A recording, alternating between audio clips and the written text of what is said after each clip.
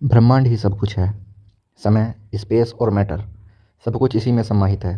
हमारी पृथ्वी एक विशाल ब्रह्मांड में घूमती हुई चट्टान का एक छोटा सा टुकड़ा भर है, जो हमारी मिल्की वे गैलेक्सी में मौजूद लगभग 200 अरब तारों में से एक तारे का चक्कर काट रही है। यह पूरी संरचना लगभग 90 प्रकाश वर्ष में फैली हुई है, और इस अनंत ब्रह्मांड के सामने हमारी पृथ्वी किसी गांव के सागर में रखी एक बूंद के समान है। यही हमारा घर है, हमारी पृथ्वी, जो सुख सुविधाओं से भरपूर एक आरामदायक ग्रह है। एक बार रोजमर्रा के काम से थोड़ा वक्त निकालकर आसमान की ओर देखिए। आपको दिखाई देता है आसमान में फैली हुई एक काली विशाल चादर, जिस पर टिमटिमाते हुए तारे जड़े हुए हैं। रात के समय हमें जो तारे दिखाई देते हैं, वे भी हमारी मिल्की वे गैलेक्सी के एक बेहद छोटे से हिस्से के तारे हैं। हम इसी मिल्की वे गैलेक्सी में रहते हैं, लेकिन रात में हमें इसका केवल एक छोटा सा पैच ही दिखाई देता है। कितनी विशाल है हमारी गैलेक्सी! लेकिन सवाल यह है, क्या ब्रह्मांड के सापेक्ष हमारी गैलेक्सी का कोई अस्तित्व भी है? नमस्कार दोस्तों, मैं हूं नवीन वर्मा, और आपका स्वागत करता हूं इस एपिसोड में, जिसमें हम ब्रह्मांड के आखिरी छोर तक का सफ़र करने वाले हैं। तो अपनी सीट बेल्ट बांध लीजिए, क्योंकि यह यात्रा और भी रोमांचक होगी और खतरों से भरी भी। चलिए पृथ्वी की सतह से उड़ान भरते हैं और ब्रह्मांड के अंतिम छोर की ओर चलते हैं। जैसे जैसे हम पृथ्वी की सतह से ऊपर उठते जाते हैं, वैसे वैसे पृथ्वी हमें एक नीले संगमरमर की तरह दिखाई देने लगती है। यह है इंटरनेशनल स्पेस स्टेशन, इंसानों द्वारा अंतरिक्ष में बनाई गई अब तक की सबसे बड़ी संरचना। यह लगभग 27,580 किलोमीटर प्रति घंटे की रफ्तार से पृथ्वी का चक्कर लगाता है, और पृथ्वी की सतह से करीब 400 किलोमीटर ऊपर स्थित है। यह 24 घंटे में लगभग 16 बार पृथ्वी की परिक्रमा कर लेता है। जैसे ही हम इंटरनेशनल स्पेस स्टेशन से ऊपर उठते जाते हैं, हमें इंसानों द्वारा बनाई गई कुछ और चीज़ें दिखाई देती हैं। सैटेलाइट्स। अंतरिक्ष में इंसानों द्वारा भेजी गई हजारों सैटेलाइट पृथ्वी का चक्कर काट रही है। ऐसा लगता है मानो अंतरिक्ष में सैटेलाइट का जाल बिछा हुआ हो। चलिए और ऊपर चलते हैं। इतनी ऊंचाई से पृथ्वी का नज़ारा कितना खूबसूरत लग रहा है ना? अब हम पहुंच चुके हैं चांद के पास। हमसे पहले यहाँ 12 अंतरिक्ष यात्री पहुंच चुके हैं, जिनमें नील आर्मस्ट्रॉन्ग सबसे पहले व्यक्ति थे जिन्होंने चांद की सतह पर कदम रखा। उनके पैरों के निशान आज भी चांद की सतह पर मौजूद हैं। चांद पर कोई वायुमंडल नहीं है, इसलिए निशान सदियों तक ऐसे ही बने रहेंगे। इस समय हम अपने घर पृथ्वी से लगभग 4 लाख किलोमीटर दूर हैं। यहाँ से पृथ्वी कुछ इस तरह दिखाई देती है, जैसे अंतरिक्ष में रखी हुई एक छोटी सी नीली गोली चांद की सतह पर एक युद्ध भूमि की तरह लगती है, जिसने अरबों वर्षों से उल्कापिंड और धूमकेतुओं की मार झेली है। चांद का कोई वायुमंडल नहीं है जो इस उल्काओं को जलाकर नष्ट कर सके। सौभाग्य से हमारी पृथ्वी के पास एक मजबूत वायुमंडल है, जो हमें अंतरिक्ष अंतरिक्ष से आने वाले इन खतरों से बचाता है। चलिए अब अंतरिक्ष में एक लंबी छलांग लगाते हैं। यह है हमारे सौरमंडल का सबसे चमकीला ग्रह शुक्र। इसे पृथ्वी की छोटी बहन कहा जाता है, क्योंकि यह भी पृथ्वी की तरह एक चट्टानी ग्रह है, और इसकी गुरुत्वाकर्षण शक्ति भी लगभग पृथ्वी के समान है। लेकिन यह ग्रह किसी नरक से कम नहीं। यहाँ बारिश होती है, पानी की नहीं बल्कि एसिड की। इसके वायुमंडल में दिखाई देने वाले बादल सल्फ्यूरिक एसिड से बने हुए हैं। हमारे सौरमंडल में शुक्र ही एकमात्र ऐसा ग्रह है जहाँ सबसे ज़्यादा ग्रीन हाउस इफेक्ट देखने को मिलता है। सूर्य की गर्मी यहाँ तक पहुँच जाती है, लेकिन वापस अंतरिक्ष में नहीं जा पाती। इसी वजह से शुक्र का तापमान 465 डिग्री सेल्सियस तक पहुँच जाता है। इसकी सतह पर बड़ी संख्या में ज्वालामुखी मौजूद हैं, जो इसे और भी खतरनाक बना देते हैं। इस ग्रह पर किसी भी तरह का जीवन टिक पाना लगभग असंभव है। अब चलिए अपनी यात्रा को और आगे बढ़ाते हैं। यह है सूर्य का सबसे नज़दीक मौजूद ग्रह बुध। इसकी सतह हमारे चांद की तरह दिखाई देती है, जिस पर बड़े बड़े गड्ढे मौजूद हैं। यह दिन और रात के तापमान में ज़मीन आसमान का अंतर है। रात के समय इसका तापमान -170 डिग्री सेल्सियस तक गिर जाता है, जबकि दिन में यह 400 डिग्री सेल्सियस से ऊपर चला जाता है। और अब हमारे सामने है सूर्य। यही वह तारा है जिसकी ऊर्जा से पृथ्वी पर जीवन संभव हो पाया है। अगर सूर्य न होता तो न पृथ्वी होती और न ही हम। पृथ्वी से लगभग 150 मिलियन किलोमीटर दूर स्थित यह तारा इतना विशाल है कि इसके अंदर लाखों पृथ्वी समा सकती है। सूर्य इतना भारी है कि गुरुत्वाकर्षण शक्ति पूरे सौरमंडल को एक साथ बांध कर रखती है। सूर्य से निकलने वाली ज्वालाएं इतनी विशाल होती हैं कि इसकी सतह से हजारों किलोमीटर ऊपर तक उड़ जाती है। अब चलिए अपनी यात्रा को आगे बढ़ाते हैं। यह है पृथ्वी का सबसे नज़दीकी पड़ोसी ग्रह मंगल। इसकी सतह लाल रंग की है, इसलिए इसे लाल ग्रह भी कहा जाता है। वैज्ञानिक मंगल ग्रह को लेकर बेहद उत्सुक हैं, क्योंकि उनका मानना है कि मंगल शायद हमारी पृथ्वी का अतीत हो सकता है। ऐसा अनुमान लगाया जाता है कि अरबों साल पहले मंगल की सतह पर जीवन मौजूद था। अभी यहाँ सागर थे, नदियाँ बहती थी, और इसका अपना एक वायुमंडल हुआ करता था। लेकिन आज मंगल एक ठंडा, सूखा और बंजर ग्रह बन चुका है। आज वैज्ञानिक मंगल पर सूक्ष्म स्तर पर बैक्टीरिया के रूप में जीवन की खोज कर रहे हैं। साथ ही भविष्य में यहाँ इंसानी बस्तियाँ बसाने की संभावना पर भी काम किया जा रहा है। अगर हम मंगल पर आए हैं तो इसकी सबसे विशाल संरचना को कैसे भूल सकते हैं।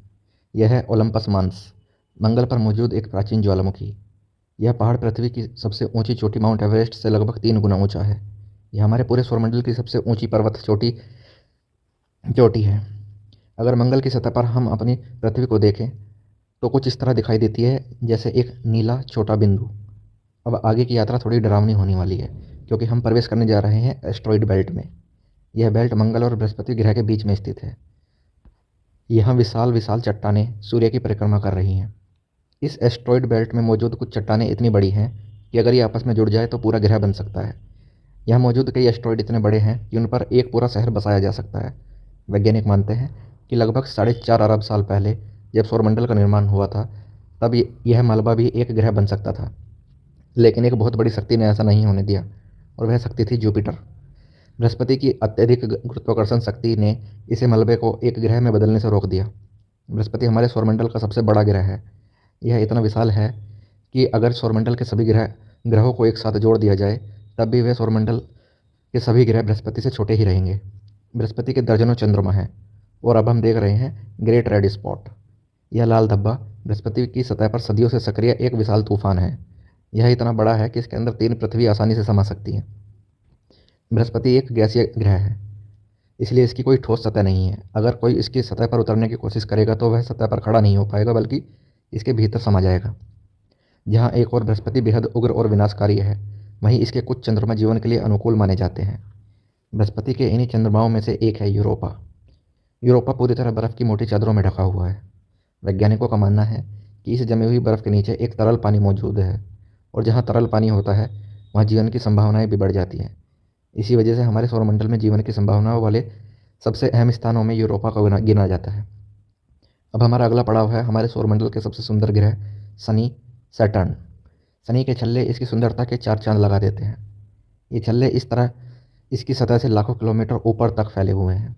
शनि को हमारे सौरमंडल का ताज भी कहा जाता है। अब हम शनि के एक बेहद खास चंद्रमा के पास पहुंचते हैं, टाइटन। टाइटन का अपना एक वायुमंडल है। यहाँ हवाएं चलती हैं, बारिश होती है, यहाँ तक कि ऋतुएं भी बदलती हैं। यहाँ नदियाँ और सागर मौजूद है, लेकिन ये पानी के नहीं बल्कि एक लिक्विड नेचुरल गैस के बने हुए हैं। अगर किसी तरह यह नेचुरल गैस को पृथ्वी तक लाया जा सके तो यह हजारों वर्षों तक हमारे शहर को रोशन कर सकती है। वैज्ञानिकों का मानना है कि अरबों साल बाद जब सूर्य फैलकर रेड जाइंट बन जाएगा, तब टाइटन पर पृथ्वी जैसी संभावनाएं उत्पन्न हो सकती हैं। इसी वजह से टाइटन को पृथ्वी का भविष्य भी कहा जाता है। अब हम अपने घर से इतने दूर आ चुके हैं कि यहाँ से पृथ्वी एक छोटे से बिंदु की तरह दिखाई देती है। जैसे जैसे हम अंतरिक्ष की गहराई में आगे बढ़ते जाते हैं, वैसे वैसे पृथ्वी भी हमारी आँख से ओझल ओझल होती जाएगी। अब हमारा अगला पड़ाव है यूरेनस। प्राचीन समय में यूरेनस और नेपच्यून के बारे में कोई जानकारी नहीं थी, जब तक कि टेलीस्कोप का आविष्कार नहीं हुआ था। हमारे सौरमंडल का अंतिम ग्रह है नेपच्यून, लेकिन नेपच्यून के बाद भी हमारा सौरमंडल समाप्त नहीं हो जाता। जैसे जैसे हम सौरमंडल की गहराइयों में आगे बढ़ते हैं, हम पहुंचते हैं कूपर बेल्ट में। कूपर बेल्ट एस्ट्रॉइड बेल्ट से लगभग 20 गुना चौड़ी और 200 गुना अधिक फैली हुई है। यहीं पर वह ग्रह भी मौजूद है जिसे ग्रहों की सूची से बाहर कर दिया गया था, प्लूटो। प्लूटो कूपर बेल्ट का ही एक सदस्य है। इस बेल्ट में एस्ट्रॉइड बेल्ट से भी कहीं ज़्यादा बड़े बड़े पिंड मौजूद हैं। इनमें से कई पिंड इतने विशाल हैं कि उनकी अपनी गुरुत्वाकर्षण फोर्स भी है, और उनका अपना चंद्रमा भी है। अब चलिए कूपर बेल्ट को पार करके आगे बढ़ते हैं। हमारी पृथ्वी से लगभग 13 अरब किलोमीटर दूर स्थित सूर्य से दूर जाने वाला ज्ञात पिंड सेडना, यह एक बोना ग्रह है जिसकी खोज वर्ष 2003 में हुई थी। सेडना सूर्य की परिक्रमा पूरी करने में लगभग 10,000 साल का समय लगाता है। यह हमारे सौरमंडल की सबसे दूर स्थित ज्ञात वस्तुओं में से एक है। अब समय है अपने सौरमंडल से बाहर निकलने का। अब हम प्रवेश कर चुके हैं इंटरस्टेलर स्पेस में। देखिए, अंतरिक्ष की गहराई में कुछ तेज़ी से आगे बढ़ रहा है। यह है वाइजर स्पेसक्राफ्ट। यह इंसानों द्वारा बनाया गया सबसे दूर तक पहुंचा हुआ स्पेसक्राफ्ट है। यह अब तक पृथ्वी से लगभग 19 अरब किलोमीटर दूर तक पहुंच चुका है। वाइजर ने अंतरिक्ष से जुड़े कई रहस्यों से पर्दा उठाया है। यह एक गोली से लगभग 20 गुना तेज़ी से गति अंतरिक्ष में यात्रा कर रहा है। अब हम अपने सौरमंडल की सीमाओं से इतनी दूर आ चुके हैं कि यहाँ से हमारे सूर्य भी एक सामान्य तारे की तरह दिखाई देने लगता है। लेकिन इतनी दूरी से भी सूर्य का प्रभाव पूरी तरह से समाप्त नहीं होता। यहाँ अरबों की संख्या में धूमकेतु, कॉमेट्स मौजूद हैं, जो अभी भी सूर्य की गुरुत्वाकर्षण शक्ति से बंधे हुए हैं। इन्हीं धूमकेतुओं में इतना अधिक पानी मौजूद है कि अगर ये सभी इकट्ठा हो जाए तो पृथ्वी से भी कहीं अधिक गहरे और विशाल महासागरों को भर सकते हैं। वैज्ञानिक मानते हैं कि पृथ्वी पर मौजूद अधिकांश पानी धूमकेतुओं के जरिए ही आया है। पैनस्पर्मिया इन सिद्धांत के अनुसार पृथ्वी पर जीवन के बीज भी धूमकेतुओं के माध्यम से ही आए हो सकते हैं। अंतरिक्ष पर तैरती इन छोटी छोटी बर्फीली चट्टानों में सूक्ष्म रूप से बैक्टीरिया के तौर पर जीवन मौजूद होने की संभावना से इनकार नहीं किया जा सकता। धूमकेतुओं का एक विशाल बादल हमारे सौरमंडल को चारों ओर से घेरे हुए है, जिसे कहा जाता है ओर्ट क्लाउड्स। माना जाता है कि ओर्ट क्लाउड हमारे सौरमंडल की गुरुत्वाकर्षण सीमा के अंतिम छोर पर स्थित है। इसके आगे सूर्य का आकर्षण बहुत कमज़ोर पड़ने लगता है। अब यहाँ से आगे की यात्रा एक पूरी तरह से अनजान और रहस्यमयी अंतरिक्ष में प्रवेश करती है। यहाँ चारों ओर गुप्त अंधेरा है, इतना अंधेरा कि हमारी आंखें भी कुछ नहीं देख सकती। इन्हें देखने के लिए हमें इंफ्रारेड विजन की ज़रूरत पड़ेगी। हम अपनी पृथ्वी से बहुत बहुत बहुत दूर आ चुके हैं, लेकिन ब्रह्मांड के पैमाने पर देखें तो यह अभी भी एक बेहद छोटा सा हिस्सा है। यहाँ से हमारे चारों ओर अरबों तारे दिखाई दे रहे हैं। अब हम बढ़ रहे हैं सबसे नज़दीकी तारामंडल की ओर। यह है हमारा पड़ोसी सोलर सिस्टम अल्फा सेंचुरी। यह हमसे इतना दूर है कि हमारे सूर्य के प्रकाश को यहाँ तक पहुँचने में लगभग 4.3 वर्ष लगते हैं। अल्फा सेंचुरी वास्तव में 3 तारों का एक समूह है। इनमें अल्फा सेंचुरी ए और बी एक दूसरे से जुड़े हुए बाइनरी सिस्टम बनाते हैं। इसी तारामंडल में स्थित है प्रोक्सिमा सेंचुरी, जिसके चारों ओर घूमता है प्रोक्सिमा बी नाम का ग्रह। यह ग्रह अपने तारों के हैबिटेबल जोन में स्थित है, जहाँ जीवन की संभावनाएं मौजूद हो सकती हैं। इसी वजह से वैज्ञानिक मानते हैं कि यहाँ एलियन हो सकते हैं। अब चलिए अपनी यात्रा को आगे बढ़ाते हैं। हम अब पृथ्वी से 10 प्रकाश वर्ष दूर पहुँच चुके हैं। हम एक ऐसे तारों के पास से गुजर रहे हैं जिसने अभी अभी जीवन शुरू किया है। यह एक बेबी स्टार है।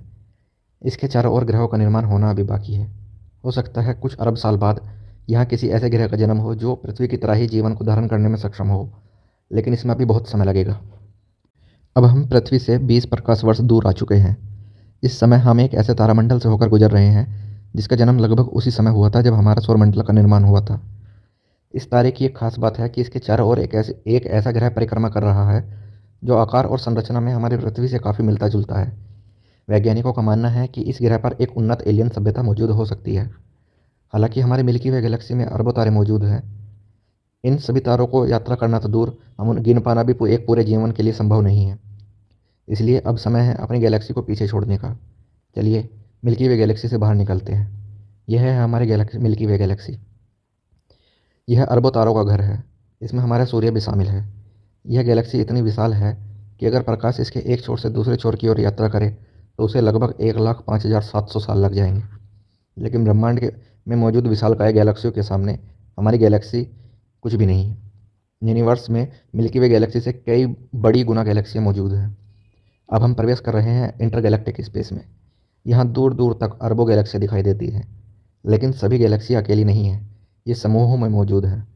यह है हमारी गैलेक्सी का समूह, लोकल ग्रुप। इस लोकल ग्रुप में हमारी मिल्की वे गैलेक्सी के साथ साथ अन्य पड़ोसी गैलेक्सी भी मौजूद हैं। यह लोकल ग्रुप लगभग 10 मिलियन प्रकाश वर्ष में फैला हुआ है। जैसे जैसे हम आगे बढ़ते जाते हैं वैसे वैसे हमें और भी गैलेक्सियों के समूह दिखाई देने लगते हैं। गैलेक्सियों के कई लोकल ग्रुप मिलकर बनाते हैं एक सुपर क्लस्टर। और अब हमारे सामने है वर्गो सुपर क्लस्टर। इसी वर्गो सुपर क्लस्टर का एक हिस्सा है हमारा लोकल ग्रुप। अब हम अपने घर से इतने दूर आ चुके हैं, यहाँ से न जाने ना तो हमारा सूर्य दिखाई देता है और ना ही हमारी पूरी गैलेक्सी। यहाँ से हमारा लोकल ग्रुप भी एक बेहद छोटे से पैच की तरह दिखाई देता है। वर्गो सुपर क्लस्टर इतना विशाल है, इसका अंदाज़ा लगाना भी मुश्किल है।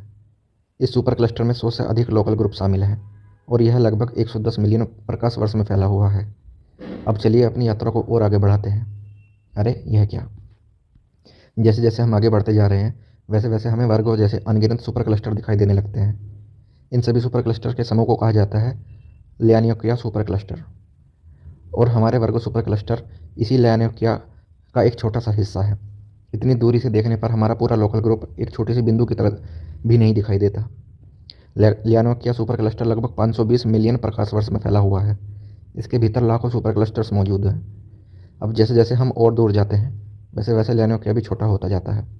इतनी दूरी से देखने पर यह भी एक छोटे से पैच जैसा नज़र आता है। दिमाग चकराने लगा है, लेकिन हमारी यात्रा अभी ख़त्म नहीं हुई है। चलिए अपनी यात्रा को और आगे बढ़ाते हैं। यह है ऑब्जर्वेबल यूनिवर्स, यानी वह ब्रह्मांड जिसे हम अपनी तकनीक की मदद से देख और समझ पा रहे हैं। इस विशाल ब्रह्मांड में हमारा लियानोकिया सुपर क्लस्टर एक छोटे से बिंदु के समान मौजूद है। यहाँ से देखने पर हमारा लोकल ग्रुप, हमारी मिल्की वे गैलेक्सी, हमारा सौरमंडल और यहाँ तक कि हमारी पृथ्वी सब कुछ नगण्य सा प्रतीत होता है। लेकिन क्या यहीं पर हमारी यात्रा समाप्त हो जाती है? क्या ब्रह्मांड इतना ही बड़ा है? असल में नहीं, क्योंकि यह ऑब्जर्वेबल यूनिवर्स है, पूरा ब्रह्मांड नहीं। हम ब्रह्मांड के बारे में जितना भी जानते हैं यह केवल यहीं तक सीमित है।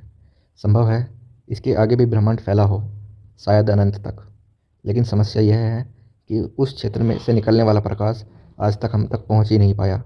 इसलिए हम ऑब्जर्वेबल यूनिवर्स के बाहर क्या मौजूद है इसके बारे में कुछ भी निश्चित रूप से नहीं जानते। वैज्ञानिक यह भी अनुमान लगाते हैं कि हो सकता है हमारे ब्रह्मांड जैसे असंख्य ब्रह्मांड भी मौजूद हों।